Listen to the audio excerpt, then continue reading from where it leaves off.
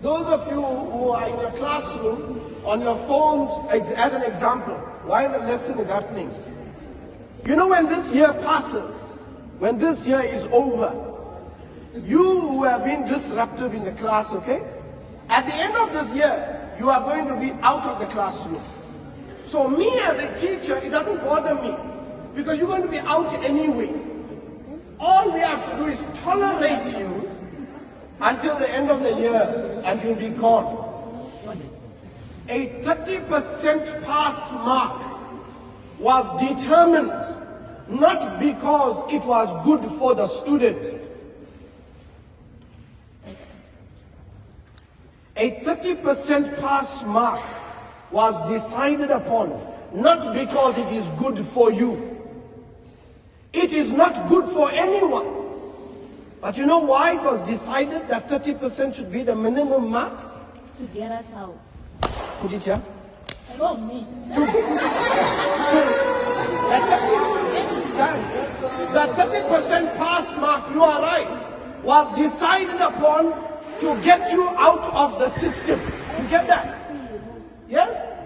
So the school actually is operating like a factory line. You have people are coming in, 1 year, 2 years, 3 years, above metric, gone out. Next batch, gone out. Next batch, gone out. So you, who have a very bad mark in metric, right? Okay? You have a very bad mark in metric, but you passed. You got 30%, you met the minimum requirement. Are you the school's problem now? You are not the school's problem. Now you have to live your own life with that 30%. And with that 30%, guys,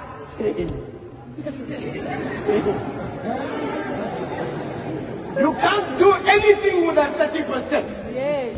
Let me tell you, you can't do anything, no nothing with that 30%. So even if you end up doing nothing with your life, absolutely nothing with that 30%, this school building here will still exist. And they'll get a new group of students coming here. This 30% is not designed for your success. This 30% is not designed for your happiness. This 30% is not designed for your future. This 30% is just designed to get you out as quick as possible, to make space for the next group of students. Yes, please. That is why we don't recommend striving for that 30%. This is what we recommend, guys. And I'm going to explain why we are saying that. Okay?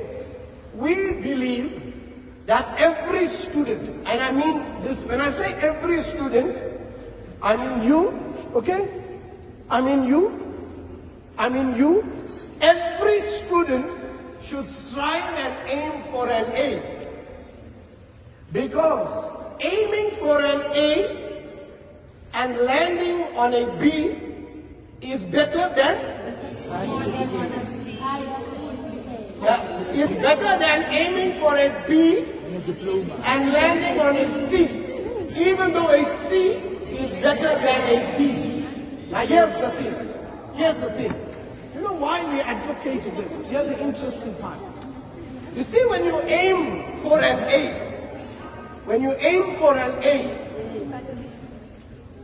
and you miss the mark, you miss the A, you will fall to a B or something lower, just but around there, okay? You will fall to a B or to a C. But if you aim for 30% and you fall from there, what do you fall to? You can only fall from if you are aiming for an A, you can only fall from that A to a B or a B to a C, right? Yeah. But if you are aiming for a 30%, you don't fall, you fail. Yes. Yeah. Okay?